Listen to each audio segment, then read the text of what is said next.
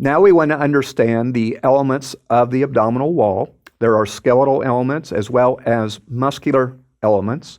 This slide highlights the skeletal elements that define the abdominal wall, and we will start in the anterior midline at the level of the xiphoid process. So that is one of the skeletal components. We will work our way along the rib cage, and the costal cartilages that we see along here constitute the costal margin. So that also represents skeletal components of the abdominal wall.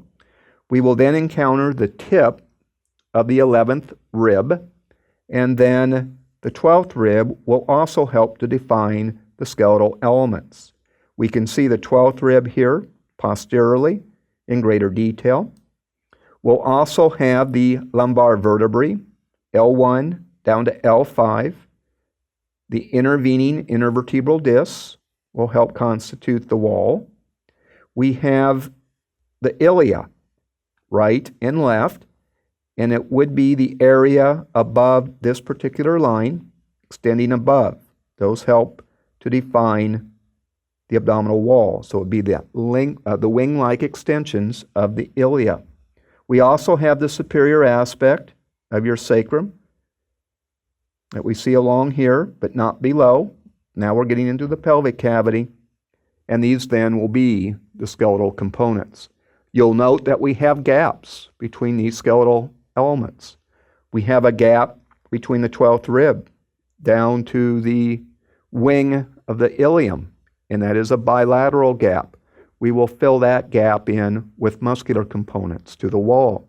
We also have a gap here anteriorly and laterally down toward the pelvis.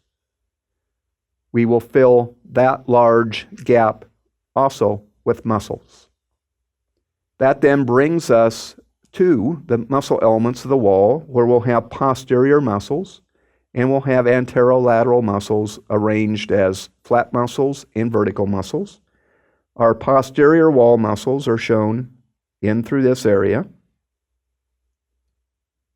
and also on the opposite side.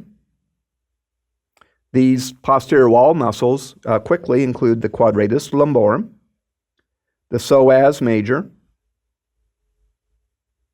the smaller muscle, we just see the belly here, and then a longer tendon. This is the psoas minor. This one may be absent. And then we also have the iliacus, as seen in through here. For our anterolateral muscles, again, we'll divide those into flat muscles and vertical muscles. We can see our flat muscle region here. We'll have 3 pairs of flat muscles. This represents the external abdominal oblique. Over here, the external abdominal oblique has been cut along this edge and along its aponeurosis here. We also have vertically oriented musculature. This is your rectus abdominis. These areas here represent your tendinous intersections. Linea semilunaris, lateral margin of the rectus, represented here.